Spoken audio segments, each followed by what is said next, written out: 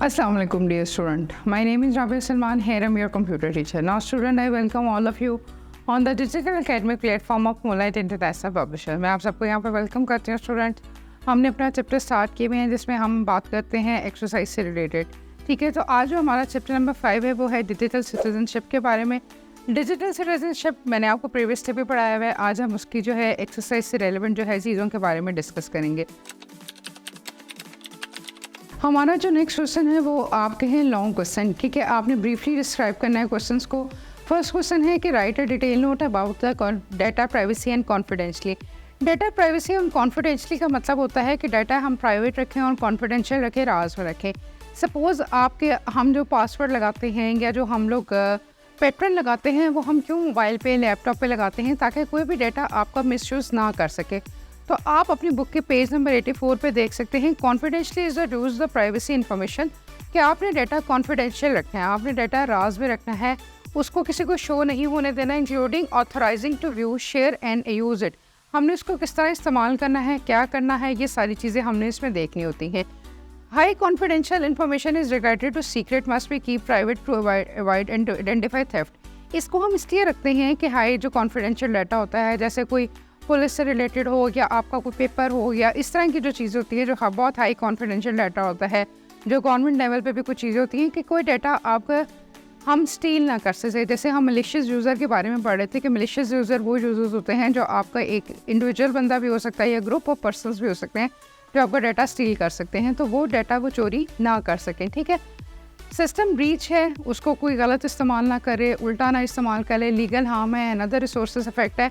तो ये सारी चीज़ें आप इसमें सारी पढ़ सकते हैं कि हम क्या क्या चीज़ों को इसमें आप लिख सकते हैं कि इसके क्या यूज़ है और किस तरह कॉन्फिडेंशियल डाटा रहेगा। तो ये डिजिटल प्राइवेसी में ये हमारे पास चीज़ें आ जाती हैं।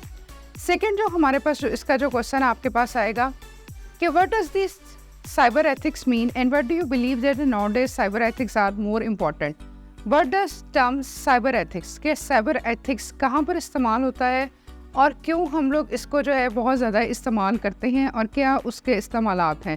ठीक है, एथिक्स के बारे में मैंने आपको भी बताया था कि आईसीटी एथिक्स या एथिक्स होते हैं अखलाकियात। ठीक है जी, अखलाकियात की हम बात करते हैं तो हमने हर चीज़ में, चाहे आप एक अलग बंदा है या ग्रुप ऑफ पर्सनस हैं, तो हमें कुछ लॉज और कुछ गवर्नेंस को हमें देखना पड़ता है, उसको फॉलोअप करना पड़ता है, रूल अप करना पड़ता है और हमें उस पर रूल काम करना पड़ता है। ठीक है जी, एथिकल यूज़ है। अगर हम इसकी डायग्राम पे बात करें तो देखें आईसीटी एथिक्स है इंश्योरिंग से एक्सेस से राइट इन्फॉर्मेशन, कि आप जिसको भी इन्फॉर्मेशन दे रहे हो, जिसको भी मालूमात दे रहे हो, वो आपने राइट देनी है, आपने कोई इन्फॉर्मेशन गलत नहीं देनी। ठीक है, एथिक्स के बारे में हम बात करें तो इन्फॉर्मेशन जो है इंटीग्रिटी और सिक्योरिटी वाली होनी चाहिए। राइट आपके पास इन्फॉर्मेशन और सिक्योरिटी होनी चाहिए।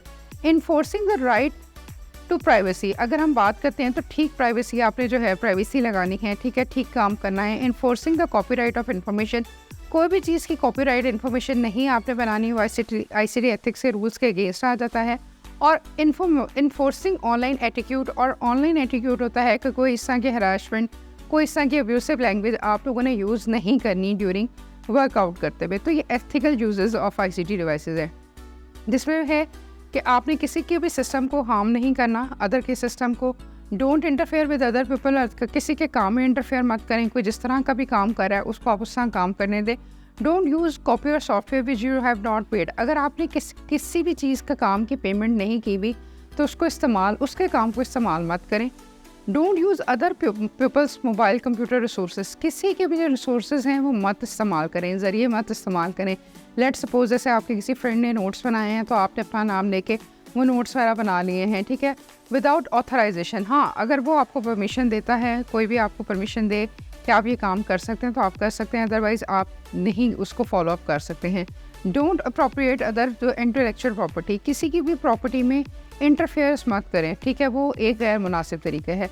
तो ये हमारे पास है चीज़ें आती हैं जिसमें डिजिटल सिविलिटी आती है कि asserting of caring one's identity needs of value without demanding those others. ठीक है जी, आप लोगों की ज़रूरियात का ख्याल करें। तो ये जो सारी चीज़ें हैं ये आजकल के दौर में बहुत ज़्यादा इंपॉर्टेंट है।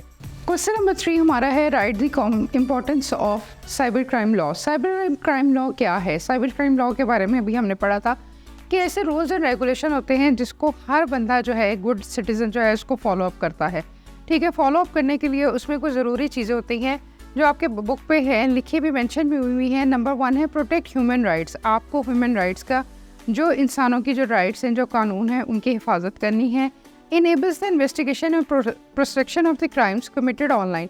जो आपने ऑनलाइन कमिटमेंट कर ली हुई है उसको कैरी आउट करना है।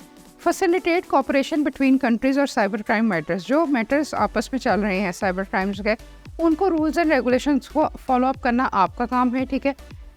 Taking the cyber crime successfully. आपने ये देखना है कि आपका जो साइबर क्राइम यानी कि कोई भी इस तरह के इन्वॉल्वमेंट ना हो, ठीक है जी। और फिर आप protect ICT in general and mitigates and prevents harm to people, data and system को ऐसी चीज़ों से बचाना है कि वो सिस्टम को नुकसान ना दे सके, ठीक है जी। ये आपके कुछ आईसीटी के जो हैं वो इंपॉर्टेंट रूल्स एंड रेगुलेशन हैं जो हमने फॉलो अप करने हैं।